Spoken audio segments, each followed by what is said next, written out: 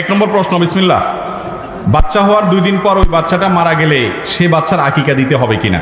কোনো বাচ্চা জন্মের পর যদি 2 দিন পরে মারা যায় তাহলে সে বাচ্চার আকিকা দিতে হবে না। কারণ আকিকা কত নম্বর দিনে দিতে হয়? 7 নম্বর দিনে, নাকি 7 দিন পরে? 7 নম্বর দিনে, 7 দিন পরে না। আকিকা দিতে হয় 7ম দিনে। 7ম দিন মানে হলো যেই দিনে জন্মগ্রহণ করেছে, যেই বারে জন্মগ্রহণ করেছে, সপ্তাহের ওই বারের আগের বারটা। ধরেন কথার কথা শুক্রবারে জন্মগ্রহণ করেছে, তাহলে আকিকা হবে পরের বৃহস্পতিবার। কারণ শুক্রবার 1, শনিবার 2, সোমবার 3, মঙ্গলবার 4, বুধবার 5, বৃহস্পতিবার 6। কেমনে হলো? হলো না তো। ও শনিবার গেছে, তাহলে শুক্রবার 1, শনিবার 2, রবিবার 3, সোমবার 4, মঙ্গলবার 5, বুধবার 6, বৃহস্পতিবার 7। যেই বারে জন্মগ্রহণ করবে আকিকা হবে তার আগের বার। মনে থাকবে তো? সহজ হিসাব। শনিবারে জন্মগ্রহণ করছে বাচ্চা, তাহলে আকিকা হবে কি বারে? শুক্রবারে, 7ম দিনে। এখন বাচ্চা জন্মের পরে যদি 2 দিন পরে দুনিয়া থেকেই চলে যায় তাহলে তো আর আকিকা দেওয়ার সুযোগই থাকলো না, তাই না? এই জন্য তার আর আকিকা দিতে হবে না। আমাদের জীবনে বিপদ আসে কেন ভাই? বিপদ আসে কেন? বিপদ আসে কয়েক কারণে, 3টার একটা। ইমানদারের জীবনে বিপদ আসে প্রথমত আল্লাহ তাকে সতর্ক করতে চান। কোরআনে আল্লাহ তাআলা বলেছেন লিউযীকাহুম বা'দাল্লাযী আমিলু, নিজেদের কোনো পাপের কারণে আল্লাহ তাকে সতর্ক করেন বিপদ দিয়ে, যাতে সে ফিরে আসে। এটা একটা উদ্দেশ্য। আরেকটা হলো বিপদ দিয়ে আল্লাহ তাআলা গুনাহ মাফ করেন তাকে। আর আরেকটা উদ্দেশ্য হলো বিপদ দিয়ে আল্লাহ তাআলা তার মর্যাদা বৃদ্ধি করেন। এই জন্য ইমানদারের বিপদে কখনো ক্ষতি নাই, যদি সে সবরটা করতে পারে, বিপদ এক সময় দূর হয়, সওয়াব তার আমলনামায় ঠিকই জমা হয়ে যায়। আল্লাহ তাআলা আমাদেরকে বিপদে সবর করার তৌফিক দান করুন। মা বাবার সাথে প্রায় সময় খারাপ ব্যবহার করে ফেলি। আমার প্রশ্ন হচ্ছে আমি এ থেকে কিভাবে ফিরে আসব? মা বাবার সাথে যদি খারাপ ব্যবহার হয়ে থাকে, মানুষ হিসাবে আমাদের মধ্যে কখনো শয়তান আমাদের পশুত্বকে জাগ্রত করে বাবা মার সাথে বেয়াদবি করায় ফেলতে পারে, জোরে কথা হয়ে যেতে পারে। তাহলে করণীয় হলো, মনে হবে যখন সঙ্গে সঙ্গে মা বাবার কাছে মাপ চেয়ে চোখের পানি ফেলে ওইটা মামলাটা নিষ্পত্তি করে নেবেন। তারা যদি মন থেকে বলে ঠিক আছে আমি খুশি হয়ে মাফ করে দিছি, তাহলে আপনি নিশ্চিন্ত হয়ে গেলেন। এরপরে আপনার মধ্যে ভয় থাকা উচিত, রাখা উচিত, সামনের জন্য সতর্ক থাকা উচিত। অনেক ছেলে আছে, মেয়ে আছে, মা বাবার সাথে বেয়াদবি করার পর বুঝতে পারছে যে আমার বেয়াদবি হয়ে গেছে, এরপরেও লজ্জায় করে মাপ চায় না। এই লজ্জাটা হলো ইমানের অঙ্গ না, এটা কুফুরির অঙ্গ, এটা শয়তান সৃষ্টি করে। যেই লজ্জা আপনাকে ভালো কাজ করতে বাধা দেয়, সেই লজ্জা কোনো প্রশংসনীয় লজ্জা হতে পারে না, ওই লজ্জা রাখা যাবে না। এরপরে প্রশ্ন হলো, কবরের পাশে বারবার আসা যাওয়া করলে বারবারই কি সালাম দিতে হবে? হ্যাঁ, বারবারই সালাম দিতে হবে। যতবার সালাম দিবেন ততবার আপনি সওয়াব পাবেন। কবর জিয়ারত করার নিয়ত করবেন, সওয়াব অর্জন হবে। সালামুন আলাইকুম সালামুন আলাইকুম দারা কওমিন মুমিনিন ওয়া ইন্না ইনশাআল্লাহু বিকুম লাহিকুন নাসআলুল্লাহ লানা ওয়া লাকুমুল আফিয়া। কবর জিয়ারতের দোয়া। একবার গেছেন কবরস্থানের পাশ দিয়া, এই সালামটা একটু জোরে উচ্চস্বরে বলবেন, মনে মনে না, একটু জোরে বলবেন। কবরবাসীকে সালাম দিয়ে গেলেন, আবার আসার সময় সালাম দিলেন। যতবার যাবেন, যতবার আসবেন, ততবার সালাম দিবেন। প্রত্যেকবার কবর জিয়ারতের সওয়াব পাবেন। কথা বুঝে আসছে? এরপরে প্রশ্ন হলো, কেউ যদি বিতরের নামাজ না পড়ে তাহাজ্জুদ পড়ার উদ্দেশ্যে ঘুমিয়ে পড়ে, কিন্তু ঘুম থেকে উঠে দেখে যে ফজরের আজান হয়ে গেছে, তাহলে বিতরের নামাজ করণীয় কি? বিতরের নামাজ এটা রাতে পড়ে তারপরে শুইতে হবে ওই ব্যক্তির জন্য যে ব্যক্তি ভোর রাতে উঠবে না উঠবে তার ভয় আছে, আশঙ্কা আছে, নিশ্চিত না।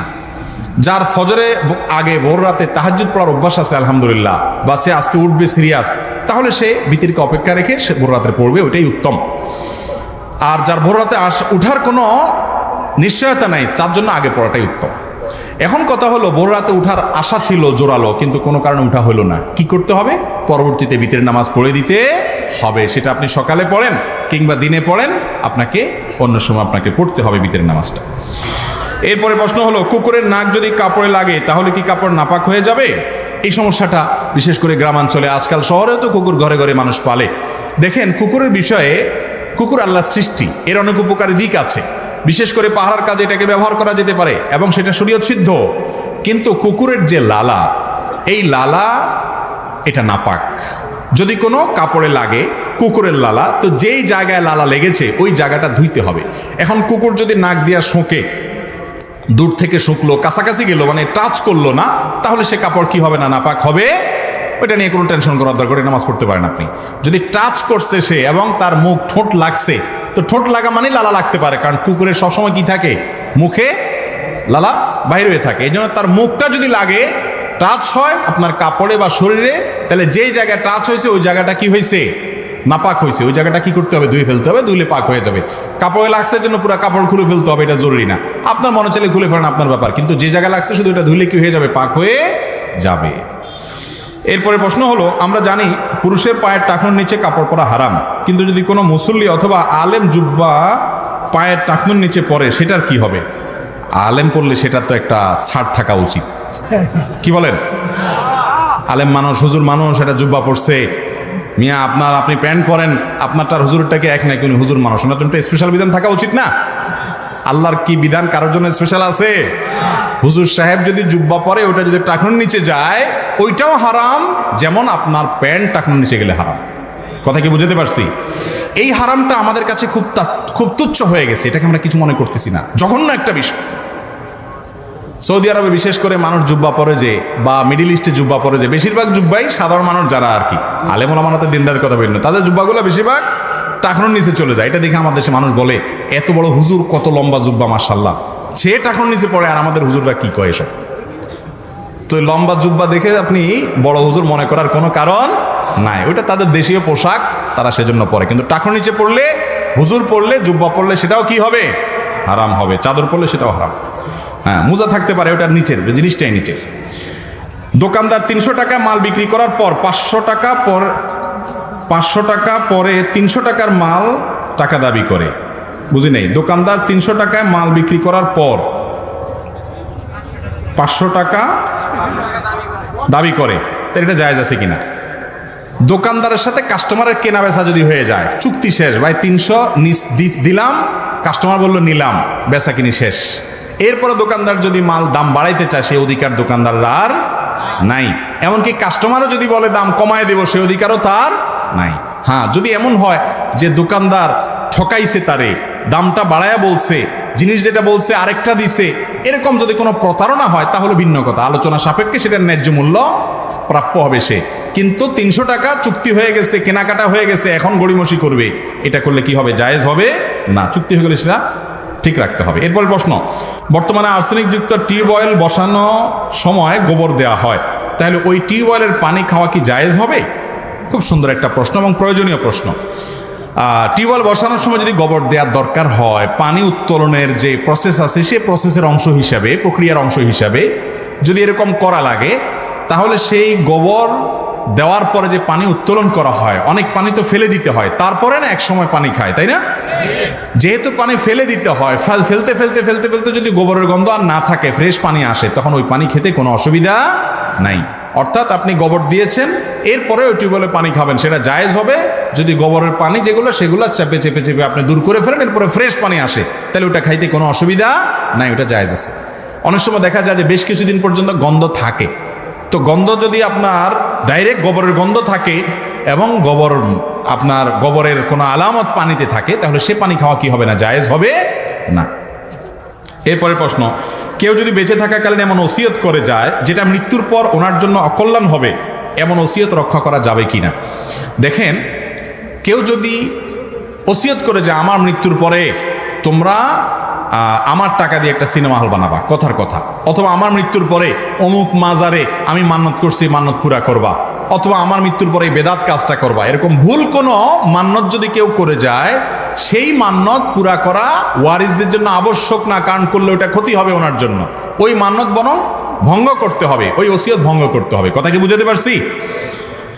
এরপরে প্রশ্ন হলো, সামনে কবরস্থান, হর্ন বাজানো নিষেধ, এই সাইনবোর্ড লেখা কতটা যৌক্তিক?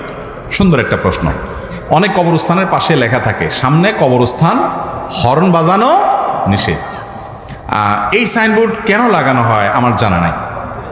কবরস্থানে যারা শায়িত আছেন ওনাদের কি হর্ন বাজালে ঘুমের ডিস্টার্ব হবে এরকম কিছু তো না, তাহলে সেখানে হর্ন বাজানো নিষেধ হবে কেন? হ্যাঁ, হর্ন এটা প্রয়োজন ছাড়া প্যাঁপো করে অযথা বাজানোটা এমনি নিষেধ। কবরস্থানে নিষেধ হবে কেন? বরং কবরস্থানে কেউ নাই, ওখানে আপনি বাজাইলেন পথচারীর জন্য, যেখানে স্কুল আছে, মাদ্রাসা আছে, মসজিদ আছে, দিনী প্রতিষ্ঠান আছে, বা মানুষের ডিস্টার্ব হয়, সেই জায়গাতে হর্ন বাজাইলেন না, সেটা লেখাটা যৌক্তিক। কিন্তু কবরস্থানে আছে সেজন্য হর্ন বাজাবেন না। আমরা মনে করি অনেকে যে কবরস্থান আছে এখানে হর্ন বাজাইলে কবরবাসীদের ডিস্টার্ব হবে, ক্ষতি হবে, এগুলো আমাদের নিজস্ব বিশ্বাস, আমরা যতটুকু জানি কবরস্থানের ওখানে আশেপাশে আওয়াজ হলে কবরবাসীদের কোনো ক্ষতি হয় এমন কোনো কথা না। তবে হ্যাঁ, এটা ঠিক যে হর্নের মধ্যে বিশেষ করে কিছু কিছু হর্ন আছে যে হর্নগুলো আপনার কি বলা যায়, আজকাল তো কিছু হর্ন বাইর হয়েছে এমন আপনার যেটা মিউজিক্যাল ইনস্ট্রুমেন্ট ব্যবহার করে যেরকম হয় ওরকম। তো এরকম যদি হয় বা আপনার কবরস্থানের প্রতি একটা শ্রদ্ধা থাকবে, একটা রৌব থাকবে, আপনি সেটা দেখে মৃত্যুর কথা স্মরণ হবে, সেরকম দায়িত্বশীল এবং শ্রদ্ধাপূর্ণ আচরণ আপনার থাকা উচিত। কিন্তু তাই বলে কবরস্থান আশেপাশে লোক যাচ্ছে, হর্ন বাজাইলে তাদেরকে সরাইলেন, এতে কোনো গুনাহ হবে, ব্যাপারটা সেরকম না। কবরস্থানের পবিত্রতা বা মর্যাদা যেন রক্ষা হয় সেই চেষ্টা করতে হবে, সেটা ভিন্ন কথা। কিন্তু হর্ন বাজারে যে নষ্ট হয়ে যাবে, গুনাহ হয়ে যাবে, মানুষকে সরাইতে গেলে এরকম কোনো কথা নেই। এরপর প্রশ্ন হলো, আপনার মাহফিলে অনেক দূর দূরান্ত থেকে অনেক ছেলেরা আসে, কিন্তু মাহফিলে এসে তারা নামাজও পড়ে না, তাদের উদ্দেশ্যে কিছু বলেন। মাহফিলে এসে নামাজও পড়ে না এরকম যদি কোনো ভাই থাকেন, তাহলে আপনাকে বলবো আপনি কষ্ট করে মাহফিলে আসার চাইতে বাড়িতে বসে নামাজ পড়লে অনেক ভালো হতো। আপনার এই মাহফিলে আসাটার কোনো মানে হতে। আবার আরেকটা অ্যাঙ্গেল থেকেও দেখা যায়, একটা লোক দূর থেকে আসছে, নামাজের গুরুত্ব বুঝে নেয়, মাহফিলে এসে গুরুত্ব বুঝে যদি নামাজ ধরে সেটাও তো ভালো, ঠিক না ভাই? ঠিক। বিশেষ করে আমাদের ক্যামেরাম্যান ভাইদের ব্যাপারে ইদানিং এই অভিযোগ আসতেছে বিভিন্ন জায়গা থেকে, যে তারা দূর দূরান্ত থেকে আসে, কোনো কোনো ক্যামেরাম্যান ক্যামেরা পাহারা দিতে গিয়ে নামাজ পড়ে না। যদি কোনো ক্যামেরাম্যান এরকম করে আপনারা দেখতে পান, আমার অনুরোধ, তাকে মাহফিলের রেকর্ড করার সুযোগ দিবেন না। এটা আপনাদের দায়িত্ব যে তুমি নিজে মাহফিলে এসে এখানে নামাজ পড়বা না, তুমি তো এই সুযোগ পাওয়ার অধিকার রাখো না। আর যদি তাকে বুঝাইয়া নামাজের দিকে আনতে পারেন সেটা আরো ভালো, ভয় দেখাইতে পারেন আল্লাহ তাআলা, সেটা আরো ভালো, সে চেষ্টা করা উচিত। এরপরে প্রশ্ন হলো, আমরা বন্ধুরা সবাই যখন একত্রিত হই তখন আমাদের মধ্যে খারাপ ও মন্দ কথাবার্তা বেশি চলে, এক্ষেত্রে আমাদের ইসলামের দৃষ্টিতে করণীয় কি? বন্ধুরা যদি একসাথ হন আর বসে খারাপ আলোচনা করেন, তাহলে বুঝতে হবে আপনার বন্ধু নির্বাচনে ভুল হয়েছে। আপনি এমন কিছু বন্ধু নির্বাচন করেছেন যাদের মধ্যে আল্লাহর ভয় নাই, যাদের মধ্যে রাসূল সাল্লাল্লাহু আলাইহি সাল্লামের হাদিসের ব্যাপারে সতর্কতা নাই, যাদের মধ্যে আখিরাতের ভয় নাই। খারাপ বন্ধু জাহান্নামে যাওয়ার অন্যতম বড় একটা কারণ, মনে রাখবেন। আল আখিল্লা বাদুহুম ইয়াওমাইদিন আদুউল লিবাদিন ইল্লাল মুত্তাকিন। দুনিয়ার বন্ধুরা আখিরাতে একজন আরেকজনের শত্রু হবে, টেনে টেনে জাহান্নামে নিয়ে যাবে। বলবে, আল্লাহ অমুক আমাকে খারাপ অভ্যাসে নিয়ে গেছে, অমুকের কারণে আমি খারাপ পথে গেছি। এই জন্য যেই বন্ধু আপনার, যে বন্ধুর আড্ডায় আপনার আল্লাহর কথা স্মরণ আসে না, পাপের কাজ হয়, সে আড্ডায় যাওয়া, সে বন্ধু রাখা জায়েজ নাই, হারাম। মনে রাখবেন, সৎসঙ্গে স্বর্গে বাস, অসৎ সঙ্গে সর্বনাশ। এটা কোরআন হাদিসের কথা। অতএব যে বন্ধু খারাপ হয়, খারাপ আড্ডা দেয়, সেখানে যাবেন না, তার কাছে যাবেন না, অ্যাভয়েড করবেন। আকিকার অনুষ্ঠানে কোনো গিফট দেওয়ার নিষেধ থাকা সত্ত্বেও যদি কেউ গিফট নিয়ে আসে অথবা টাকা দিতে চায়, নেওয়া যাবে কিনা? ভাই, আকিকার অনুষ্ঠান, দাওয়াতের অনুষ্ঠানে আপনারা মানুষকে বলবেন খেয়ে যাবেন, আমাদের কোনো গিফট লাগবে না, নাকি টেবিল চেয়ার বসায় গিফট নেবেন? এই চাঁদাবাজি করবেন? এই চাঁদাবাজি করবেন না, এটা জায়েজ নাই, ঠিক না? আর যদি কেউ নিয়ে আসে খুশি মনে, আন্তরিকতার সাথে, মহব্বতের সাথে, সেটা গ্রহণ করতে কোনো অসুবিধা নাই। এরপরে প্রশ্ন হলো, জনৈক এক বক্তা বলেছিলেন বাংলাদেশে প্রচলিত সালাত হলো জাল, কোরআন হাদিসে নাই, গাঁজাখুরি সালাত। দয়া করে এই বিষয়ে কিছু বলবেন। আল্লাহ মাফ করুন, বাংলাদেশের মানুষের নামাজ জাল, গাঁজাখুরি। নামাজ আবার গাঁজাখুরি হয় কিভাবে? এটা কোনো সঠিক কথা হতে পারে না। আল্লাহ তাআলা আমাদেরকে দায়িত্বশীল এবং সুন্দর কথা বলার তৌফিক দান করুন। কোনো আলেম তো এটা বলার কথা না, হয়তো আপনি ভুল শুনছেন কিনা, আল্লাহ ভালো জানে। বাংলাদেশে মানুষের নামাজ জাল, এরকম কথা অত্যন্ত জঘন্য গর্হিত কথা। ফিকহি ইখতিলাফ যদি থাকে, তার কারণে সেই ইখতিলাফের ভিত্তিতে কোনো কিছুকে জাল বলা, বা একটা দুইটা মত পার্থক্যপূর্ণ বিষয় আপনার কাছে দ্বিমত মনে হচ্ছে, দুই চারটা বিষয় আপনি ভিন্ন মত পোষণ করেন, সেজন্য গোটা নামাজকে জাল বলা, ভিন্ন মতের কারণে জাল বলে দেওয়া, এটা অত্যন্ত গর্হিত কথা, অনেক বড় কথা, জঘন্য কথা। এ ধরনের দায়িত্ব জ্ঞানহীন কথা বলা উচিত নয়। যেটা কোরআন হাদিসে আছে ওটা যদি আপনি জাল বলেন, তাহলে আপনি আল্লাহর নামে মিথ্যা কথা বললেন, হাদিসের নামে, রাসূলের নামে মিথ্যা কথা বললেন। এটা কারণে অপরাধ হবে। আল্লাহর ওয়াস্তে এগুলো নিয়ে যারা বাড়াবাড়ি করে তাদের হেদায়েতের দোয়া করেন, আর আপনারা নিজেরা বাড়াবাড়ি করবেন না। উলামা ইকরামের, ইমামদের মত পার্থক্যপূর্ণ ইজতিহাদি বিষয়গুলোকে যদি এরকম জাল, ভুয়া, গাঁজাখুরি বলেন, তাহলে এটা কোন কোন ক্ষেত্রে কাবিরা গুনাহ পর্যন্ত হতে পারে, মহাপাপ হতে পারে, জঘন্য অপরাধ হতে পারে। তাহসাবুনাহু হাইয়্যিনা, মনে করতেছেন এগুলো সাধারণ কথা, ওয়া হুয়া ইনদাল্লাহি আযীম, অথচ এটা আল্লাহর কাছে অনেক বড় কথা। যদিও আল্লাহ তাআলা এটা চারিত্রিক বিষয় বলেছেন, কিন্তু ক্যাটাগরি প্রায় কাছাকাছি। আল্লাহ তাআলা আমাদেরকে জঘন্য মন্তব্য করা থেকে বেঁচে থাকার তৌফিক দান করুন। বাংলাদেশে মানুষের নামাজ জাল হবে কেন? ভুল কথা। বর্তমানে জেনারেল শিক্ষিত যুবক যুবতীদের মাঝে ব্যাপক পরিবর্তন আসছে, কিন্তু এখনও বিভিন্ন ক্ষেত্রে পিছুটান আছে। এক্ষেত্রে আমাদের করণীয় কি? একটা জিনিস খুব ভালো লাগে ভাই, এবছর যতগুলো মাহফিলে গিয়েছি, বেশিরভাগ মাহফিলগুলোতে অডিয়েন্সের বড় একটা অংশ দেখেছি যুবক ভাইয়েরা। আমার প্রাণটা ভরে গেছে, আলহামদুলিল্লাহ, খুব ভালো লেগেছে। সিলেটে একটা মাহফিলে গিয়েছি, শতকরা 99%ই চেহারা দেখে বোঝা যাচ্ছে একেবারে সাধারণ টকবগে যুবক। আমাদের যুবকরা যদি আলো পেয়ে যায়, তারা যদি হেদায়েত পেয়ে যায়, তারা যদি সঠিক পথ পেয়ে যায়, তারা যদি শুধরে যায়, সংশোধিত হয়ে যায়, তাহলে আমাদের দেশটা সোনার দেশ হতে সময় লাগবে না। এদেশ থেকে যৌতুক, মাদক, এদেশ থেকে দুর্নীতি, অন্যায়, পাপাচার, অপচয়, সীমালঙ্ঘন এবং উদ্ভট আচরণ, এগুলো ইনশাল্লাহ বিদায় হয়ে যেতে সময় লাগবে না। অনেকে এই যে 31st নাইটের উন্মাদনা দেখে এত বেশি মন খারাপ করেছেন যে যুবকরা সব বোধহয় বকে গেছে। আরে ভাই, এই আতশবাজি যদি 5টা বিল্ডিং থেকে 5 জনে করে, মনে হয় হাজার হাজার মানুষ করছে, ঠিক না বে ঠিক? 5টা বিল্ডিং থেকে 25 জন যুবক মিলে 5টা আতশবাজি করলো, 5টা আপনার ফানুস উড়াইলো, দেখে মনে হচ্ছে গোটা আকাশ লাল হয়ে গেছে, সারা ঢাকা শহরের মানুষ সব ফাসেক হয়ে গেছে। আসলে কি তাই? আমি এখনো বিশ্বাস করতে চাই এবং বিশ্বাস করি আমাদের সমাজের, যুব সমাজের বড় অংশ তারা শুদ্ধতার পথে আসতে চায়, সুন্দর পথে আসতে চায়, কারণ তারা দেখেছে আল্লাহর অবাধ্য থাকার জীবনের ভিতরে কোনো শান্তি আসলে নাই। এটা শয়তানের মরিচিকা, ধোঁয়াশা। শান্তি একমাত্র আছে আল্লাহর আনুগত্যে, আল্লাহর গোলামির মধ্যে। আল্লাহ তাআলা আমাদের যুবকদেরকে হেদায়েতের পথে আসার তৌফিক দান করুন।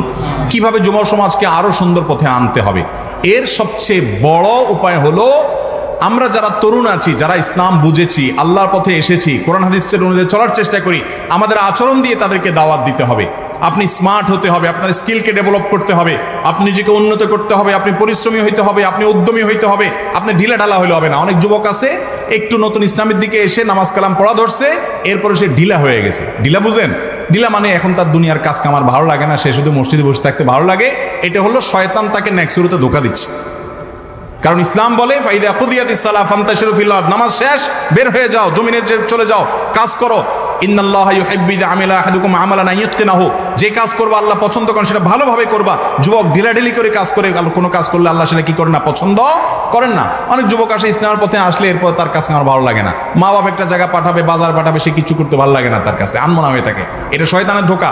আপনি ইবাদতের সময় ইবাদত করবেন, দুনিয়ার কাজ যখন করবেন সিরিয়াস মোডে দুনিয়ার কাজ করবেন, আপনার আদর্শ, আপনার আচরণ দেখে অন্য যুবকরা অনুপ্রাণিত হবে, অন্য ফ্যামিলি অনুপ্রাণিত হবে। আমরা বেশিরভাগ কথা দিয়ে মানুষকে দাওয়াত দিতে চাই। ভাই, কথা দিয়ে তো দাওয়াত দিতে হবে, এটা মূল। আচরণ দিয়ে দাওয়াত দিলে সেটা হয় বেশি এফেক্টিভ, সেটা হয় বেশি প্রভাবশালী। আমরা আমাদের আচরণ দিয়ে যুবকদেরকে ইসলামের পথে আহ্বান করবো, সুন্দর আচরণ দিয়ে করবো তো ইনশাআল্লাহ। ওয়াজ মাহফিলগুলো, এগুলো এদেশে অপরাধ প্রবণতা কমিয়ে আনার জন্য, আইন শৃঙ্খলাকে ঠিকঠাক রাখার জন্য, নিয়ন্ত্রণে রাখার জন্য ওয়াজ মাহফিলগুলো, ওলামায়ে কেরাম যে সমস্ত নসিহত করে থাকেন, উপদেশ দিয়ে থাকেন, মানুষকে মানবিক গুণাবলী যেন অর্জন করতে পারে সেজন্য দীক্ষা এবং শিক্ষা দিয়ে থাকেন, এগুলোর গুরুত্ব এই সমাজের মানুষের জন্য এবং পৃথিবীর সব সমাজের মানুষের জন্য অপরিসীম। যার কারণে আমাদের দেশে এত গরিব, এত অভাবী মানুষ, এত অভাবী সমাজ এবং এত অভাবী দেশ, আমাদের এত টানাটানি, এত সীমাবদ্ধতা, এত জনবহুল একটা দেশ, এরপরেও আলহামদুলিল্লাহ পৃথিবীর এই ধরনের অনেক দেশের তুলনায় আল্লাহ তাআলা আমাদের দেশে অপরাধের প্রবণতা অনেক দিক থেকে কম রেখেছেন। এর একটা বড় কারণ হলো যে আইন শৃঙ্খলা রক্ষাকারী বাহিনী, প্রশাসন, তাদের পাশাপাশি মসজিদের মিম্বর থেকে, ওয়াজ মাহফিলের মঞ্চ থেকে সাধারণ মানুষকে নীতি এবং আদর্শের শিক্ষা দেওয়া হয়। যদি এটা না হতো তাহলে মানুষ পথভ্রষ্ট হয়ে যেত, গোমরাহ হয়ে যেত। মানবিক গুণাবলী এমনিই তো আজ গোটা পৃথিবীতে কমে যাচ্ছে, সেটা আমাদের সমাজে আরো বেশি কমিয়ে মানুষের মধ্যে মনুষ্যত্ব বলতে আর কিচ্ছু থাকতো না। এজন্য এই ওয়াজ মাহফিলগুলো, এগুলো আমাদের জন্য আল্লাহর পক্ষ থেকে বিশাল বড় ইহসান, অনেক বড় অনুগ্রহ। এই সমাজের মানুষের প্রতি আল্লাহ তাআলা বড় অনুগ্রহ। ওয়াজ মাহফিল এটা বাংলাদেশের মানুষের আবহমান কাল থেকে চলে আসা ঐতিহ্য, গ্রাম বাংলার বিশেষ সৌন্দর্য। এই যে এই মাহফিলটাতে, এলাকাতে এত মানুষ, এখানে লোকে লোকারণ্য। আপনাদের কেউ টাকা পয়সা দিবে ভাই? আপনাদেরকে কেউ কোনো স্বার্থের কথা বলে ডেকে এনেছে এখানে? আপনারা এখানে এসেছেন শুধু আল্লাহ এবং তার রাসূল সাল্লাল্লাহু আলাইহি সাল্লাম কিভাবে চলতে বলেছেন, কি আদেশ নিষেধ করেছেন সেগুলো জেনে আমল করার জন্য, ঠিক না ঠিক? অতএব এই ওয়াজ মাহফিলগুলোতে মানুষ যেভাবে স্বপ্রণোদিতভাবে উপস্থিত হয়, হাজির হয়, বাংলাদেশে যত রকমের সমাগম হয়, কোনো সমাগম এই ওয়াজ মাহফিলের সমাগমের সাথে তুলনাযোগ্য নয়। এটা সাধারণ মানুষের প্রোগ্রাম, এটা আপামর জনতার প্রোগ্রাম, এটা সাধারণ মানুষের প্রোগ্রাম। প্রত্যেকটা মানুষের কন্ট্রিবিউশন আছে, অংশগ্রহণ আছে, আন্তরিকতা আছে, স্বতঃস্ফূর্তভাবে উপস্থিতি আছে। এরকম স্বতঃস্ফূর্ত উপস্থিতি বাংলাদেশের কোনো ধরনের প্রোগ্রামে হয় না, যেটা হয়ে থাকে ওয়াজ মাহফিলগুলোতে। ওয়াজ মাহফিলগুলোতে মানুষ নিজের খেয়ে, নিজের খরচ করে, নিজের পকেটের টাকা দিয়ে মাহফিলের আয়োজন করে ঘন্টাকে ঘন্টা তারা ওয়াজ শুনে, নসিহত শুনে। এটা এদেশের মানুষের এক বিরাট বড় সৌন্দর্য।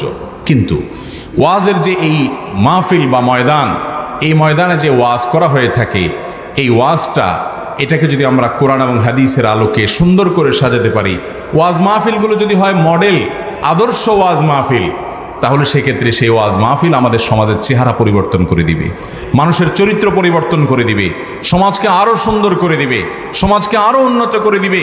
আমাদের সমাজের মধ্যে মানবিক গুণাবলী আরও অনেক বাড়বে, মানুষে ভ্রাতৃত্ব, হৃদ্যতা বাড়বে, আন্তরিকতা বাড়বে, অপরাধ প্রমতা কমবে, ভুল ভ্রান্তি কমবে, বিচ্ছুতি কমবে, বিভ্রান্তি কমবে, ভুল বোঝাবুঝি কমবে, সব কিছু কমে মানুষ জ্ঞানে গুণে ইসলামিক নলেজে সমৃদ্ধ হয়ে দেশ, জাতি, উম্মাহ এবং সবচেয়ে বেশি নিজের কল্যাণে নিজে ইনশাআল্লাহ আসতে পারবে, যদি ওয়াজ মাহফিলগুলো আদর্শ ওয়াজ মাহফিল হয়। ওয়াজ এই শব্দটি আল্লাহ তাআলা কোরআনে বিভিন্নভাবে ব্যবহার করেছেন। কোরআনে কারিমে আল্লাহ রাব্বুল আলামিন নিজেই বলেছেন, ইয়াইজুকুমুল্লাহ আন তাউদু লিমিসলিহি আবাদা। আল্লাহ ওয়াজ করছেন, উপদেশ দিচ্ছেন যে এরকম কাজ তোমরা করবে না। এক কথা প্রসঙ্গে বলতে গিয়ে আল্লাহ বলেছেন, আল্লাহ নিজে ওয়াজ করছেন। ওয়াজ শব্দের অর্থ হলো উপদেশ। আল্লাহ নিজে তার সৃষ্টিকে উপদেশ দিচ্ছেন। আল্লাহ রাব্বুল আলামিন সূরা নাহলের 90 নম্বর আয়াতে বলেছেন, ইন্নাল্লাহা ইয়া'মুরু বিল আদলি ওয়াল ইহসান। নিশ্চয়ই আল্লাহ তাআলা আদেশ করছেন, নির্দেশ করছেন, হে মানুষ তোমাদেরকে, জিনজাতি তোমাদেরকে, যেন তোমরা ইনসাফ করো, জুলুম না করো, কারোর প্রতি ইনসাফ করো, ন্যায়নিষ্ঠ থাকো। ওয়াল ইহসান, এবং মানুষের প্রতি, আল্লাহর সৃষ্টি জগতের প্রতি যেন অনুগ্রহ করো, কারোর ক্ষতি যেন না করো। ইন্নাল্লাহা ইয়া'মুরু বিল আদলি ওয়াল ইহসান ওয়া ইতাইযিল কুরবা, এবং নিকট আত্মীয়দের হক যেন আদায় করো, আত্মীয়তার সম্পর্ক যেন রক্ষা করো, রক্ত সম্পর্ক কি আত্মীয়র সাথে সম্পর্ক যেন ছিন্ন না করো। ওয়া ইতাইযিল কুরবা ওয়া ইয়ানহা আনিল ফাহশা, আল্লাহ নিষেধ করেন তোমরা যেন অশ্লীল কাজ করবে না, অশ্লীল জিনিস দেখবে না, অশ্লীল কথা বলবে না, অশ্লীল জিনিস, অশ্লীল কথা শুনবে না, অশ্লীলতার যত ধরন হতে পারে এই সবগুলো তোমরা বেঁচে থাকবে। কারণ এগুলো সবগুলোই আমাদের জন্য ক্ষতি আনে দুনিয়াতে ও আখেরাতে। হয়তো কোনোটাতে আমরা নগদ স্বাদ পাই, কিন্তু এর চূড়ান্ত এবং ভয়াবহ ক্ষতি আমাদের আসবে, আখেরাতের আযাব তো আছেই। এই জন্য আল্লাহ নিষেধ করেছেন আমরা যেন অশ্লীলতায় হাবুডুবু না খাই। ওয়ানহাল ফাহশাই ওয়াল মুনকার, এবং যে কোনো পাপের কাজ, অপরাধের কাজ যেন আমরা না করি। এরপরে আল্লাহ তাআলা বলছেন ওয়াল বাগি, এবং যেন আমরা অহংকার করা, দাম্ভিকতা করা বা অত্যাচারী, অবিচারী মানুষের যে গুণাবলী সেগুলো অর্জন করা, এগুলো থেকে যেন আমরা বেঁচে থাকি। ওয়া ইতাইযিল কুরবা ওয়া ইয়ানহা আনিল ফাহশাই ওয়াল মুনকারি ওয়াল বাগি ইয়াইজুকুম লাআল্লাকুম তাযাক্কারুন। এই কথাগুলো বলে আল্লাহ বলছেন, স্বয়ং আল্লাহ তাআলা তোমাদেরকে ওয়াজ করছেন, উপদেশ দিচ্ছেন যাতে তোমরা উপদেশ গ্রহণ করো। ওয়াজ করছেন কে? স্বয়ং আল্লাহ রাব্বুল আলামিন। তিনি ওয়াজ করছেন, উপদেশ দিচ্ছেন, এই যে এটা করবে না, এটা করবে না, এটা আল্লাহ তাআলার উপদেশ। ইনসাফ করবে, ইহসান করবে, অন্যের প্রতি দয়া করবে, মায়া করবে, শক্ত হৃদয়ের হবে না, দয়া মায়া রাখবে অন্তরে, এবং আত্মীয় স্বজনের হক আদায় করবে, রক্ত সম্পর্কে আত্মীয় স্বজনের সম্পর্ক নষ্ট করবে না, এবং অশ্লীল কাজ পরিহার করবে, যে কোনো হারাম কাজ পরিহার করবে, অহংকার পরিহার করবে। এই কথাগুলো বলে স্বয়ং তোমাদের সৃষ্টিকর্তা আল্লাহ তোমাদেরকে ওয়াজ করছেন, অর্থাৎ উপদেশ দিচ্ছেন। এখান থেকে বোঝা গেল ওয়াজ এটা স্বয়ং আল্লাহ রাব্বুল আলামিনের আমল। আল্লাহ নিজেই ওয়াজ করেন। কোরআনে কারিমে আল্লাহ রাব্বুল আলামিন গোটা কোরআনকে ওয়াজ বলে ঘোষণা দিয়ে বলেছেন, হাযা বায়ানুল লিন্নাস ওয়া হুদাও ওয়া মাউইযাতুল লিল মুত্তাকিন। এই কোরআন এটা মানুষের জন্য বায়ান, মানুষকে সব কথা খুলে খুলে বুঝিয়ে দেওয়া হয়েছে কোরআনে। এই কোরআন মানুষকে পথ দেখায়, এবং মুত্তাকিদেরকে ওয়াজ করে। এই কোরআন হলো মুত্তাকিদের জন্য ওয়াজনামা, উপদেশনামা। কিভাবে চললে ভালো হবে, কিভাবে চললে কোন পথে গেলে ক্ষতি হবে, সেই উপদেশ কোরআন দিয়েছে। কোরআন গোটাটাই হলো ওয়াজ এবং উপদেশমালা। কোরআনে কারীমে আল্লাহ তাআলা আমাদেরকে বলেছেন, আমাদের রাসূল সাল্লাল্লাহু আলাইহি ওয়াসাল্লামকে বলেছেন, উদউ ইলা সাবিলি রাব্বিকা হে রাসূল, আপনার রবের পথে মানুষকে ডাকেন, আহ্বান করেন, আপনার রবের পথে মানুষকে দাওয়াত দেন। বিল হিকমাতে, হিকমার মাধ্যমে। হিকমত কি? হিকমতের ব্যাখ্যা তাফসীর ইবনে কাসিরে ইমাম ইবনে জারীর তাবরী রাহিমাহুল্লাহর বরাতে উল্লেখ করা হয়েছে যে হিকমত মানে হলো কোরআন এবং হাদিস দিয়ে মানুষকে আল্লাহর পথে আহ্বান করেন। নিজের মন গড়া কথাবার্তা দিয়ে নয়, কোরআনের আয়াত দিয়ে, রাসূল সাল্লাল্লাহু আলাইহি ওয়াসাল্লামের হাদিস দিয়ে মানুষকে আল্লাহর পথে আপনি আহ্বান করেন। উদউ ইলা সাবিলি রাব্বিকা বিল হিকমা ওয়াল মাউইযাতিল হাসানা, এবং হিকমার পাশাপাশি সুন্দর সুন্দর উপদেশ দিয়ে মানুষকে আল্লাহর পথে আহ্বান করেন। এই যে স্বয়ং রাসূল সাল্লাল্লাহু আলাইহি ওয়াসাল্লামকে মাউইযা অর্থাৎ ওয়াজ করার জন্য আল্লাহ তাআলা নিজে নির্দেশ করেছেন। এবং আল্লাহ তাআলা বলেছেন স্বামীদেরকে, যদি স্ত্রী বেপথে চলে যায়, তার সাথে বনিবনা তোমার না হয়, সে যদি ভুল পথে চলে যায়, অন্যায় করে, তোমার জীবন সঙ্গিনী হিসাবে আল্লাহ এক জায়গায় বলেছেন ওয়াশিরুহুন্না বিল মারুফ, তাদের সাথে তোমরা সুন্দরভাবে দিনাজবিবাদ করবে, সুন্দরভাবে সংসার করবে, বাজে আচরণ করবে না, ভালো ব্যবহার করে তাদের সাথে দিন কাটাবে। যদি কোনোভাবে তাদেরকে সংশোধন করা না যায়, সে ভুল পথে চলে যায়, ফাইজুহুন্না ওয়াহজুরুহুন্না ফিল মাদাজি, তাহলে তোমাদের স্ত্রীদের তোমরা ওয়াজ করবে। তাহলে ওয়াজ শুধুমাত্র হুজুররা করবে তা না, এই আয়াত থেকে বোঝা গেল সব স্বামীরাই স্ত্রীদের কি করবে? ওয়াজ করবে। ওয়াজ করবে মানে কি? সুদ দিয়া কানে হাত দিয়া টান দিবে?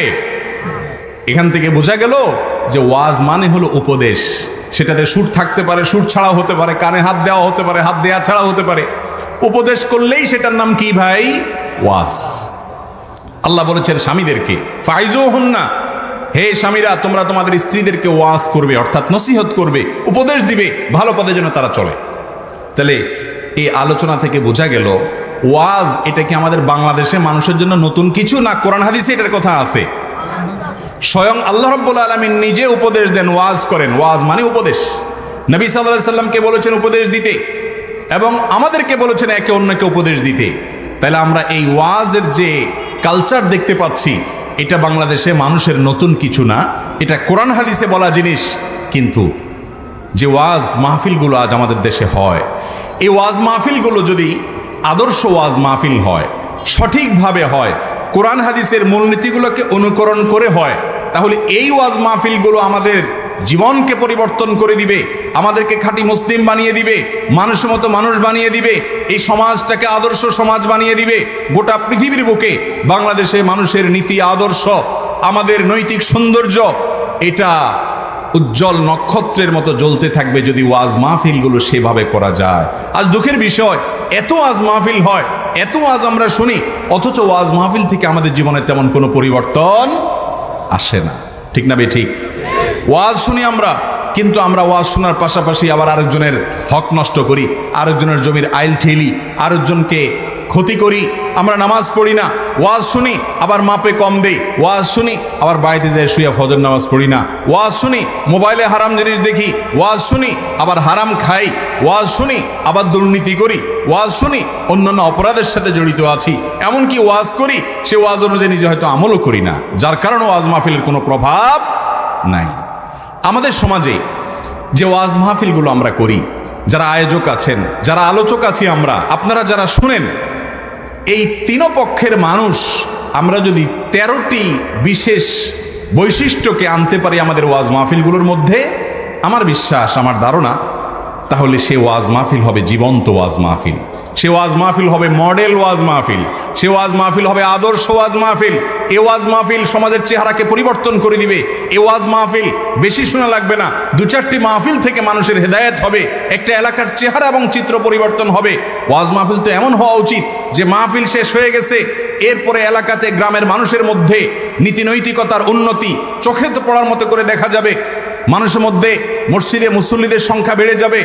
অথচ দেখা যায় মাহফিলের আগেও মুসল্লি যে কয়জন, মসজিদে মাহফিলের পরেও মুসল্লি সে কয়জন। ঠিক না বে ঠিক? দোকানদার মাপে কম দেওয়া, বাকির খাতায় মিথ্যা কথা লিখে নেওয়া, বাড়াই রেখে নেওয়া, আর কাস্টমার তিনি তার জায়গা থেকে দোকানদার থেকে বাকি নিয়ে এরপরে পলায় পলায় বেড়ানো, যত রকমের 2 নম্বরই আছে, গুনার কাজ আছে, পাপের কাজ আছে, ওয়াজ মাহফিল শোনার আগে আর পরে কোনো পরিবর্তন খুব একটা হয়? কেন হয় না? এর না হওয়ার একটা বড় কারণ হলো কিছুটা পরিবর্তন অবশ্যই আছে, অন্তত খারাপের দিকে যাচ্ছে না, সেটাও একটা উন্নতির এবং সেটাও একটা আপনার বিশেষ ভালো দিক। কিন্তু ওয়াজ মাহফিলগুলো যদি আরো প্রভাবশালী হোক, আরো সুন্দর হোক, আমাদের সমাজের জন্য কল্যাণ বয়ে আনুক, এটা আমরা চাই, তাহলে আমি 13টি বিশেষ গুণ এবং বৈশিষ্ট্যের কথা বলতে চাই, যেটা ওয়াজ মাহফিল যদি আদর্শ ওয়াজ মাহফিল হতে হয়, মডেল ওয়াজ মাহফিল হতে হয়, তার জন্য এগুলো জরুরি। নাম্বার 1, ওয়াজ মাহফিলের জন্য নিয়তকে শুদ্ধ করতে হবে, খাঁটি করতে হবে।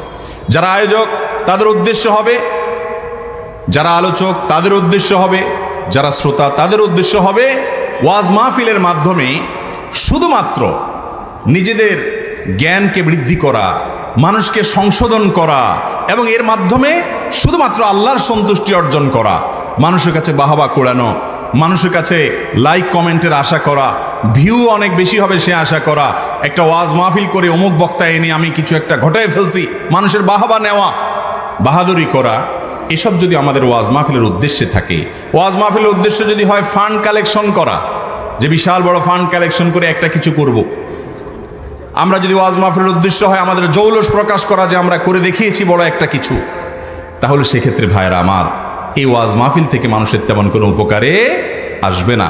আলোচক যদি ওয়াজ মাহফিলটাকে শুধুমাত্র নিজের সম্পদ আহরণের মাধ্যম বানিয়ে নেই আমরা, এবং এটা যদি আমাদের উপার্জন না, শুধু তামাউল যদি এখান থেকে মাকসাদ হয়, এটার মাধ্যমে আমি ধনী হওয়ার একটা মাধ্যম এটাকে বেছে নেই, সেই হিসাবে গ্রহণ করি, তাহলে এই মাহফিল আমাদের সমাজকে পরিবর্তন সেভাবে করবে না। 1 নম্বর, আদর্শ ওয়াজ মাহফিলের জন্য আমাদের নিয়তগুলোকে খাঁটি করতে হবে। কি নিয়ত থাকতে হবে?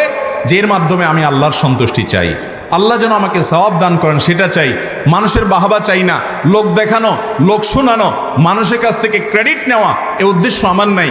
আমি আমার রবকে খুশি করার জন্য করেছি। আয়োজকরা কেউ ক্রেডিট চাইবেন না, কেউ নিজের নাম কাম চাইবেন না, কেউ নিজের বাহাদুরি বাকাওয়াতি চাইবেন না, এটা থাকতে হবে। এখন এটা যে আমাদের মধ্যে কি পরিমাণ আছে আর কি পরিমাণ নাই, এটা বোঝা যায় বিভিন্নভাবে। পোস্টার দেখলে বোঝা যায়। পোস্টারে একজনের নাম দিতে হয় প্রধান বক্তা, আরেকজন হলো প্রধান আলোচক, আরেকজন হলো প্রধান আকর্ষণ। আপনারাও কিরকম লিখছেন নাকি দেখি? ও মাশাআল্লাহ, একদম খাপে খাপ মিলে গেছে। আপনারাও এরকম লিখছেন। প্রধান আলোচক, প্রধান বক্তা, প্রধান আকর্ষণ, প্রধান অতিথি, কোনো অপ্রধান নাই, সবাই কি প্রধান। এটা আয়োজকদের বেচারাদের দোষ না, এটা দোষটা আমাদের। কারণ ওই বেচারা যদি আমার নামে বিশেষ লেখে, আমি যদি রাগ হয়ে মাহফিলে না আসি, এই ভয়ে বেচারা প্রধান লিখছে, ঠিক না? তাহলে দোষ তো তার না, দোষ তো আমাদের। আমরা কোরআন হাদিসের কথা মানুষকে শুনাইতে আসছি, আমি প্রধান হলাম কি না, আমি কোন জায়গায় থাকলাম, এইটা নিয়ে যদি আমার ভিতরে ইগো থাকে, তাহলে আমি মানুষকে কি দিন শিখাবো? অনেক সময় আলোচক বা আলেমরা এটা চানও না। যেমন এখানে আপনারা যাদের নাম বলছেন, 3 জনের কারোরই আমার মনে হয় না যে বিশেষ লেখলে কেউ কষ্ট পাইতো, কিন্তু তারপরও আপনারা লিখছেন, কারণ ওই যে আপনাদেরও ভয় আছে, আর সমাজটা এমন হয়ে গেছে যে আবার বিশেষ লেখে কোন বকাঝকা খান, ঠিক না ভাই? ঠিক। এই কথাটা এই জন্য বলতেছি যে উদ্দেশ্য যদি হয় আল্লাহর সন্তুষ্টি, তাহলে ভাই প্রধান আর অপ্রধানে কি আসে যায়, ঠিক না ভাই? ঠিক। এখন সবাইকে উপরে রাখতে হবে। এই যে লৌকিকতা, এই যে প্রদর্শনের মানসিকতা, এই যে নাম ডাকের উদ্দেশ্য, এই উদ্দেশ্য যদি ওয়াজ মাহফিল হয়, এই ওয়াজ মাহফিল থেকে সওয়াব হবে? আল্লাহ তাআলা আমাকে, আয়োজক ভাইদেরকে, আপনাদেরকে, সবাইকে আমাদের নিয়তগুলোকে খাঁটি করার তৌফিক দান করুন, ইখলাসের সাথে কাজ করার তৌফিক দান করুন। এবং এই কথাগুলোর সবচেয়ে বড় লক্ষ্যবস্তু আমি নিজে, আমরা যারা আপনাদের কথা বলি, আমাদের ইসলাহ বেশি হওয়া দরকার। আপনারা দোয়া করেন আল্লাহ যেন আমাদের সবাইকে ইসলাহ এবং সংশোধন করে দেন। তাহলে আদর্শ ওয়াজ মাহফিল, মডেল ওয়াজ মাহফিলের জন্য সর্বপ্রথম যে বিষয়টি থাকতে হবে সেটি হলো যে নিয়তটা খাঁটি হতে হবে। কোনো ফান্ড কালেকশন করা, নাম ডাক, এগুলো উদ্দেশ্য হবে না, কোনো উদ্দেশ্য হবে না। আল্লাহর একজন নেককার বান্দা, ওনার সম্পর্কে আমার ওয়ালিদে মুহতারাম, আমার পিতা, ওনার কাছ থেকে আমি শুনেছি উনি বলেন যে একজন বড় আলেম ছিলেন, অনেক ভালো আলোচনা করতেন, তার আলোচনা দ্বারা মানুষের অনেক উপকার হতো। তিনি আলোচনার আগে কিছু সময় মাথা নিচু করে বসে থাকতেন, সেটা কখনো 20 সেকেন্ড 10 সেকেন্ড হইতো, কখনো বেশি হইতো। এরপর হঠাৎ করে মাথা উঁচু করে তারপর আলোচনা শুরু করতেন। তো ওনার ওই আলোচনার পর অনেক মানুষের মধ্যে প্রভাব পড়তো, জীবন পরিবর্তন হতো, মানুষ হেদায়েত পেয়ে যেত, অল্প কথায় মানুষের জীবনের ভিতরে বড় ধরনের পরিবর্তন চলে আসতো, তওবা করতো মানুষ উপকার হতো অনেক বেশি। তো কেউ কেউ তাকে জিজ্ঞাসা করেছেন যে হুজুর, আপনি এই যে মাথা নিচু করে কি চিন্তা করেন, এরপরে ওয়াজ করেন, নিশ্চয়ই কোনো দোয়া দুরুদ পড়ে নেন, এরপরে ওয়াজ করেন, যার কেন ওয়াজ এত ভালো হয়, কি দোয়া পড়েন আমাদেরকে একটু শিখিয়ে দেন। তখন উনি বলেছেন যে বাবারা, আমি আসলে বিশেষ কোনো দোয়া কিছু পড়ি না। তো বলে কি করেন আপনি? তো উনি নাকি জবাব দিয়েছেন, আমার আব্বা বললেন, উনি নিজে শুনেছেন, বলেন যে আমি মাথা নিচু করে নিজের সঙ্গে নিজে একটু বোঝাপড়া করি। বোঝাপড়া কি? বোঝাপড়া, আমি মাথাটা নিচু করে নিজেকে জিজ্ঞাসা করি, আমি এখন যে কথা বলবো, ওয়াজ করব, এটা কেন করব? বিশাল মানুষ, জনসমুদ্র, সবাই ঠিক ঠিক বলবে, নারায়ে তাকবীর বললে জি বলবে, হ্যাঁ, আমাকে অনেক বড় কিছু মনে করবে, অনেক মানুষ বাহাবা দিবে, এ উদ্দেশ্য? নাকি আমার আল্লাহর কাছ থেকে সওয়াব পাওয়া উদ্দেশ্য? আমার দুনিয়ার কোনো ধান্দা নাই, উদ্দেশ্য নাই। আমি চাই মানুষ কোরআন হাদিসের কথা শুনে পরিবর্তন হোক। যদি আল্লাহ আমার দিয়ে কিছু কথা বলায়, হেদায়েত নিয়ে আসে, আল্লাহ যেন আমার তার বিনিময়ে আমাকে একটু সওয়াব দেয়। আমি মানুষের কাছ থেকে কোনো বাহাবা টাহাবা চাই না, স্বীকৃতি চাই না, প্রশংসা চাই না, আমি আল্লাহর কাছে চাই। এই কথা আমার মন থেকে যতক্ষণ জবাব না আসে ততক্ষণ মাথা নিচু করে থাকি। যখন আমার মন থেকে বলে যে হ্যাঁ, এখন আলোচনাটা আমি আল্লাহর জন্য করছি, নিজের মনের যে ছোট উদ্দেশ্য, নিচুতা আছে, তুচ্ছতা আছে, ছোট লোকি চিন্তা আছে, দুনিয়ার বাহবা টাহবা ওই সমস্ত ধান্দা থাকে, এগুলো থেকে নিজেকে পরিচ্ছন্ন করে মন যখন বলে না আমি এখন আল্লাহর জন্যে বলছি, তখন আমি বিসমিল্লাহ বলে আলোচনা শুরু করি। যার কারণে মানুষের মধ্যে হয়তো তোমরা কিছু উপকার দেখতে পারো, এটাই। এছাড়া আমি কোনো দোয়া দরুদ পড়ি না। এখান থেকে বোঝা যায় যে আমাদের মধ্যে, সবার মধ্যে, আয়োজকদের মধ্যেও, আয়োজকদের বড় একটা অংশ আয়োজন করেন, উদ্দেশ্যের ভিতরে ভেজাল থাকে, নাম ডাক যশ, এই সমস্ত উদ্দেশ্য থাকবে কিরে ভাই, আল্লাহকে সন্তুষ্ট করা। এটা যে উদ্দেশ্য থাকবে, তার প্রমাণ হলো ওয়াজ শোনার পরে পরিবর্তন হবে। 30 বছর ধরে ওয়াজ মাহফিলের আয়োজক, মাহফিল কমিটির সভাপতি, সেক্রেটারি, অমুক তমুক, কিন্তু নিজের মুখে এই 30 বছর ধরে দাড়ির ওয়াজ শুনতেছে, কিন্তু দাড়িটা গজায় নাই। 30 বছর ধরে নামাজের ওয়াজ শুনতেছে, মসজিদে পাওয়া যায় না, আছে না নাই? 30 বছর ধরে বা 40 বছর ধরে বা অনেক বছর ধরে মাহফিল হচ্ছে, মাহফিলের জন্য যান জীবন দেন, হুজুরদেরকে খাওয়ান, হাদিয়া তোফা দেন, এত কিছু করেন, কিন্তু হুজুররা যে হক হালালে চলতে বলে সেগুলোর খোঁজ খবর নাই। 2 নম্বরে সব উপার্জনের পথ খোলা, আছে না নাই? এগুলো আমাদের সমাজে। তো যে ওয়াজ থেকে আমার নিজের পরিবর্তন আসে না, এই ওয়াজ থেকে কি লাভ হবে? আল্লাহ তাআলা আমাদেরকে সঠিক এবং সহি পদ্ধতিতে ওয়াজ মাহফিলগুলো করার তৌফিক দান করুন। তাহলে 1 নম্বর বিষয় হলো ভাই, নিয়তটারে খাঁটি করতে হবে। 2 নম্বর হলো ওয়াজ হবে কোরআন থেকে, হাদিস থেকে, সুন্দর উপদেশ মালা দ্বারা। আল্লাহ নিজেই বলেছেন উদউ ইলা সাবিলি রাব্বিকা বিল হিকমা ওয়াল মাউইজাতিল হাসানা। হিকমত মানেই হলো কোরআন এবং হাদিস। তাফসিরে তাবরি ইবনে কাসিরের হাওয়ালা একটু আগে দিলাম।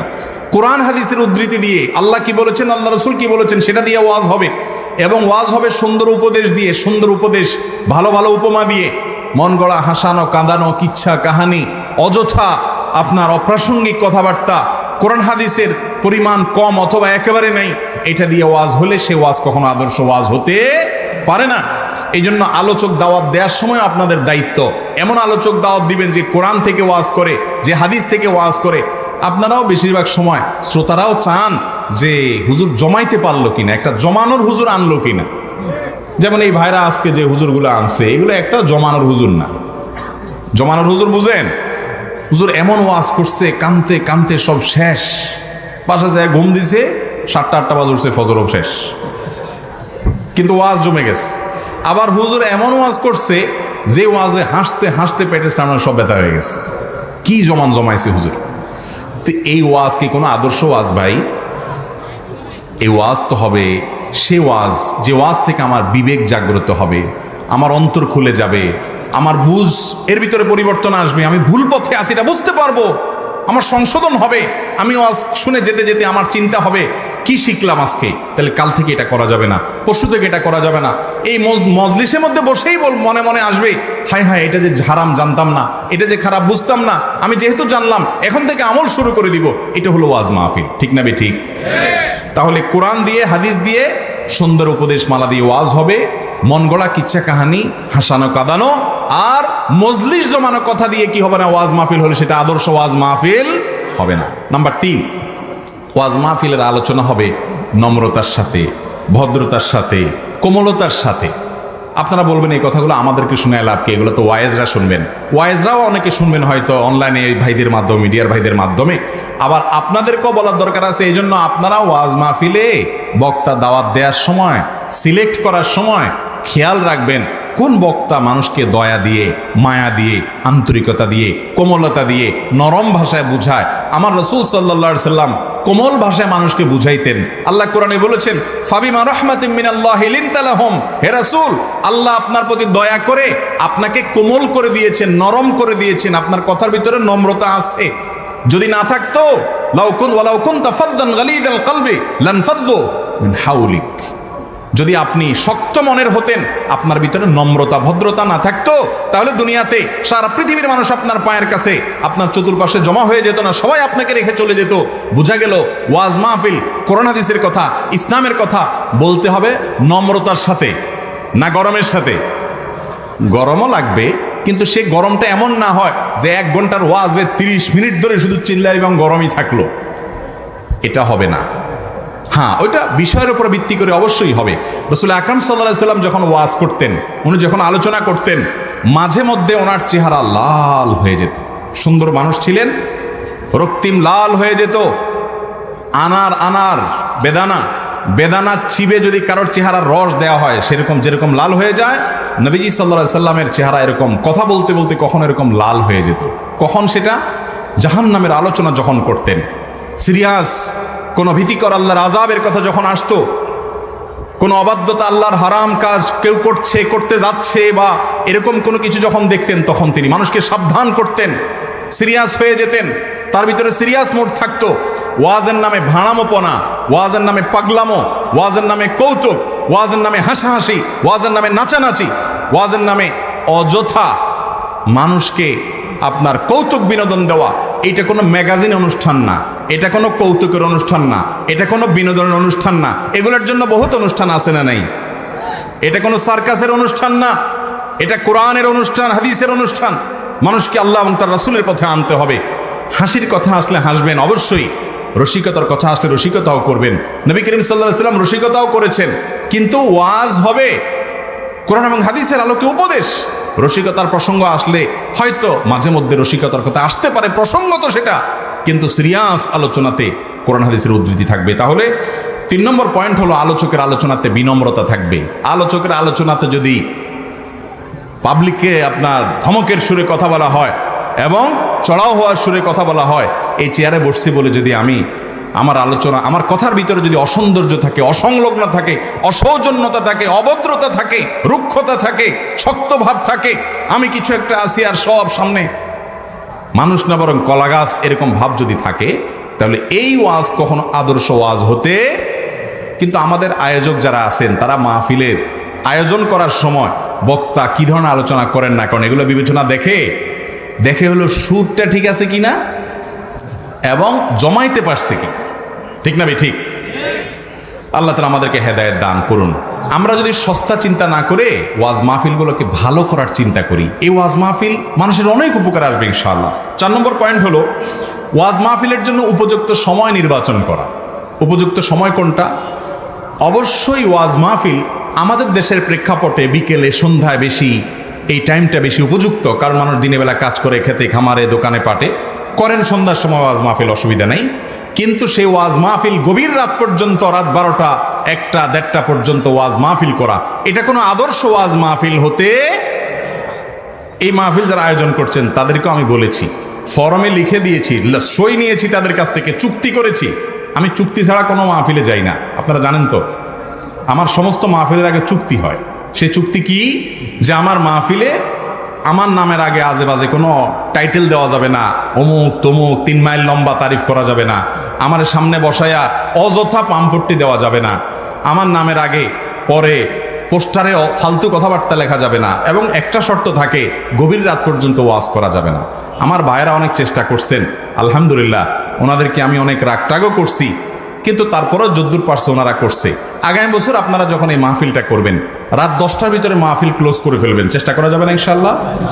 আপনারা শ্রোতারা আসবেন না? আপনাদের বদনামি করে বেশিরভাগ আয়োজকরা, ওনারা না, অন্যান্য জায়গায় আয়োজকরা বলে শ্রোতারা আসেন, আপনারা নাকি আসেন না। আপনাদেরকে যদি বলা হয় যে আমাদের শেষ বক্তা 8টা থেকে 9:30 পর্যন্ত আলোচনা করবে, আপনারা চলে আসবেন না আগে আগে ইনশাআল্লাহ? ভাই, আমাদের রাসূল করিম সাল্লাল্লাহু আলাইহি সাল্লাম রাতে এশারের পরে লম্বা সময় ধরে কথা বলা, আড্ডাবাজি করা বা ভালো কথাও বেশি রাত ধরে বলা, এটা তিনি পছন্দ করতেন না। এশারের পরে খুব তাড়াতাড়ি শুয়ে যাওয়া পছন্দ করতেন। এশার নামাজ একটু দেরিতে পড়াটা উত্তম, কিন্তু এই আমলটা সারা বছর আমরা করতে পারি না। ওয়াজ মাহফিল উপলক্ষে আমার একটা প্রস্তাবনা হলো যে ওয়াজ মাহফিলকে কেন্দ্র করে এশার সালাত মাহফিলের প্যান্ডেলে আপনারা মাহফিল শেষে করেন, এবং বিভিন্ন মাদ্রাসাগুলোতে আলহামদুলিল্লাহ সেটা এখনো হয়। আপনারা এটা সবাই করতে পারেন। কথার কথা, রাত 9:30 বা 10:45 ওয়াজ শেষ, এরপরে এখানে জামাত হবে, জামাতের পরে সবার যার যার বাসায় চলে যাবে। তাহলে এশার নামাজটা একটু দেরি করে, রাতের 1/3 পর্যন্ত দেরি করে পড়াটা উত্তম, সেটাও হয়ে গেল আমল। আবার এশারের পরে কথাবার্তা বলা যে রাসূল আকরাম সাল্লাল্লাহু আলাইহি ওয়াসাল্লাম অপছন্দ করতেন, সেটাও হলো না, হাদিসের উপর আমল হয়ে গেল। চেষ্টা করা যাবে না ইনশাআল্লাহ? আমি বলে যাচ্ছি, যদি 2-4টা মাহফিলও এভাবে হয়, সুন্নত অনুযায়ী হয়, সওয়াব পেয়ে যাব, এবং আস্তে আস্তে আস্তে ভালো দৃষ্টান্ত শুরু হবে ইনশাআল্লাহ। তাহলে ওয়াজ মাহফিলের জন্য আদর্শ সময় হলো গভীর রাত পর্যন্ত ওয়াজ মাহফিল না করে খুব দ্রুততার সাথে রাত 9টা-10টা ভিতরে, 10:30টার ভিতরে সর্বোচ্চ ওয়াজ মাহফিল ক্লোজ করে ফেলা। গভীর রাত পর্যন্ত ওয়াজ মাহফিল করলে আপনি ফজর নামাজ পড়তে সহজ হবে না কঠিন হবে? ওয়াজ শোনা তো আমল করার জন্য, ওয়াজ শুনে যায় যদি ফজর নামাজ পড়তে উঠতে না পারেন দেরিতে শুতে শুতে, তাহলে এই ওয়াজ শোনার কোনো মানে হতে পারে? এই জন্য ওয়াজ মাহফিলের জন্য টাইম হইতে হবে আদর্শ টাইম, গভীর রাত পর্যন্ত না। 5 নম্বর হলো ওয়াজ মাহফিলের মধ্যে একে অন্যকে পামপট্টি দেওয়া, তারিফ করা, সামনে বসায়া বসায়া আলেম কুলের শিরোমণি, এই জগতের শ্রেষ্ঠ ব্যক্তিত্ব, অমুকে কামেল, কামেলে মোকাম্মেল, নাম খুঁজে পাওয়া যায় না, 3 মাইল শুধু ডেজিগনেশন টাইটেল লিখতে লিখতে লিখতে নামই খুঁজে পাওয়া যায় না। আছে না? এগুলা ভালো জিনিস না। শুধু সেটা না, বক্তা শুধু না, এই মাহফিলে বসে সভাপতি সাহেবের তারিফ 3 মিনিট, প্রধান অতিথির বা তারিফ 5 মিনিট, আর যদি কোনো জনপ্রতিনিধি থাকে তাহলে তার কোনো কথাই নাই। এই রোগগুলো আমাদের মধ্যে আছে না নাই? আরে ভাই, এই জায়গা তো আল্লাহর বড়ত্ব বর্ণনা করার জায়গা, আল্লাহর গোলামদের বড়ত্ব বর্ণনা করার জায়গা নাকি এটা? সংক্ষেপে পরিচয় দিয়ে শেষ করবেন। এই অতিরিক্ত আপনার নামের আগে পরে টাইটেল লেখালেখি করা, এগুলো আদর্শ ওয়াজ মাহফিল হতে পারে না, এগুলো হতে পারবে না। 5 নম্বর পয়েন্ট হলো এই নামের আগে অত্যুক্তি, অতিরিক্ত টাইটেল দেওয়া টেওয়া, এবং সামনে বসায়া গ্রুপে ওয়াজ মাহফিল করবে, আরেক গ্রুপের বিরুদ্ধে দলিল প্রমাণ দিয়া বা বিভিন্ন যুক্তি দিয়া, তর্ক দিয়া তাদেরকে ঘায়েল করার জন্য। আবার বিপরীত গ্রুপ আবার একটা মাহফিল করে এই গ্রুপকে ঘায়েল করবে। এরকম পাল্টাপাল্টি উদ্দেশ্যে ওয়াজ মাহফিল হলে সে ওয়াজ মাহফিল আদর্শ ওয়াজ মাহফিল হতে পারে না। একইভাবে ওয়াজ মাহফিলের মঞ্চগুলোতে দাঁড়িয়ে আপনার ব্যক্তিগত স্বার্থ, দুনিয়ার স্বার্থ, আপনি আপনার রাজনৈতিক বক্তব্য, নেতা নেত্রীর প্রশংসা, দলীয় বক্তব্য, এগুলো যদি ওয়াজ মাহফিলের প্যান্ডেলে দেন, তাহলে সেই ওয়াজ মাহফিল থেকে মানুষ ভালো কিছু শিখবে না। ওই কথাগুলো বলার আলাদা জায়গা আছে, সেখানে গিয়ে আপনি বলেন, কিন্তু মাহফিলও হবে কোরআন এবং হাদিসের কথা। 7 নম্বর, মাহফিল করতে গিয়ে যে বিদ্যুতের কানেকশন আপনারা কিভাবে নিয়েছেন আমি জানি না। আমার ফরমে আপনাদের সাথে চুক্তি ছিল যে এরকম মেইন লাইন থেকে বিদ্যুৎ নেবেন না, আপনারা হয়তো নেন নাই, সুধারণা রাখি। ওয়াজ মাহফিল করার সময় বেশিরভাগ ওয়াজ মাহফিলে বা অনেক ওয়াজ মাহফিলে দেখা যায় যে বিদ্যুতের যে কানেকশন এটা মেইন লাইন থেকে ডাইরেক্ট টেনে নেওয়া হয়, আছে না নাই? তো মেইন লাইন থেকে যে আপনি বিদ্যুৎ টেনে নিছেন, এটার বিল কি দেওয়া হয়েছে না হয় নাই? বিল তো দেওয়া হয় না, মিটার নাই তো বিল দিবেন কোত্থেকে? তাহলে এবার এই যে মেইন লাইনের বিদ্যুৎ আপনার মনে চাইলেও আপনার টেনে নিলেন, এই ট্রেনে নিতে গিয়ে রিস্ক হতে পারে, বিপদ হতে পারে, রিস্ক না হোক, কিন্তু এই যে বিদ্যুৎ ব্যবহার করলেন পয়সা ছাড়া, আপনি মাহফিলের জন্য পয়সা তুলেছেন, এই বিদ্যুৎটা সেফ কোনো জায়গা থেকে লাইন নেবেন, কারণ মিটার আছে তার কাছ থেকে। সে যদি বলে আমার বিল দিতে হবে না, আমি আল্লাহর রাস্তায় দিলাম, মানুষ ওয়াজ শুনে আলহামদুলিল্লাহ, আর না হলে তাকে বিল দিবেন, থোক বিল টিল দিয়ে দিবেন। আপনারা যদি বিদ্যুতের অফিসার বলে ঠিক আছে মেইন লাইনতে নিয়ে যান, তাও জায়েজ হবে না, কারণ এটা অফিসারের বাপের জিনিস না। ওয়াজ মাহফিল করতেছি আমরা মানুষকে নীতি শিখানোর জন্য, এখন আমরা নিজেরাই যদি নীতিহীন কাজ করি ওয়াজ মাহফিল থেকে কোনো ফায়দা হবে? হবে না। এই জন্য বিদ্যুতের ব্যাপারটা খেয়াল রাখতে হবে। সেই সাথে বিদ্যুতের পাশাপাশি 7 নম্বর, ওয়াজ মাহফিলের শব্দ যেন মানুষের কষ্টের কারণ না হয়। আপনি মাইলকে মাইল পর্যন্ত মাইক দিলেন, দিয়া হিন্দুরা আছেন, খ্রিস্টানরা আছেন, অন্য ধর্মাবলম্বীরা আছে, তারা ওয়াজ শুনতে চায় না, জোর করে আপনি তাদেরকে ওয়াজ শোনাচ্ছেন। এই জোর করে ওয়াজ শোনানোর কথা ইসলাম আমাদেরকে বলছে? একইভাবে আপনি গভীর রাত পর্যন্ত ওয়াজ মাহফিল করছেন, এই ওয়াজ মাহফিলের কারণে মাইক আপনি প্যান্ডেলের মধ্যে রাখেন, আশেপাশে যারা শুনতে চায় মিডিয়াম ভয়েসে একটু রাখেন, এমন হাই ভলিউম দিয়ে বড় বড় মাইকের চুঙ্গা মাইলকে মাইল লাগাই দিছেন, বেচারা বাচ্চা ঘুমাইতে পারে না, হার্টের রোগী শুইতে পারে না, অসুস্থ মানুষের অসুবিধা হয়, রাত বিরাত পর্যন্ত করেন, মানুষের ঘুমের ক্ষতি হয়। এমনকি যার বাইরে আশেপাশে মাহফিল হচ্ছে আর একটা চুঙ্গা তার বাড়ির দিকে দিয়ে দিচ্ছেন, ওই বেচারা মোবাইলে কথা বলাও তার জন্য কষ্ট হয়ে গেছে। ঠিক না ভাই? ঠিক।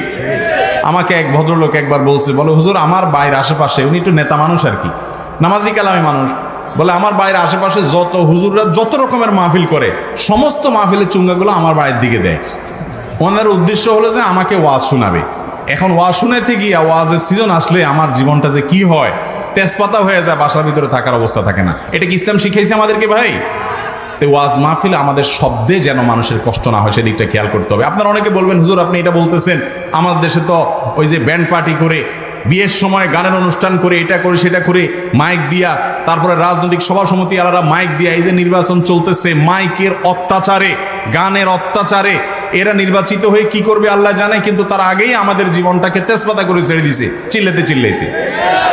এই ওয়াজ এগুলোর বিরুদ্ধে আপনি বলেন না কেন? সেগুলোর বিরুদ্ধেও বলি, অবশ্যই বলবো, কিন্তু ওয়াজ মাহফিল থেকে তো মানুষ শিখবে, আমরা তো মানুষকে শেখাবো। আমরাই যদি উল্টাপাল্টা করি তাহলে মানুষকে বলার মুখ থাকে কোত্থেকে? এই জন্য ওয়াজ মাহফিলের মাইকের আওয়াজের জন্য মানুষের কষ্ট না হয় সেটা খেয়ালে রাখতে হবে। আদর্শ ওয়াজ মাহফিলের জন্য 8 নম্বর পয়েন্ট হলো, ওয়াজ মাহফিলের জন্য টাকা কালেকশন করতে গিয়ে রাস্তায় রশি দিয়া, গাড়ি থামাইয়া, টেবিল চেয়ার নিয়া, জোর করে থামাইয়া দোকানে দোকানে ভিক্ষা কালেকশন করবেন না। এটা আদর্শ ওয়াজ মাহফিলের কোনো নমুনা হতে পারে না। আল্লাহর দিন বেইজ্জত হয়, অপমান হয়, এইভাবে কোনো কালেকশন করে ওয়াজ মাহফিল করবেন না। আপনার সামর্থ্য নাই তো আপনাকে এত চমক দিতে বলছে কে?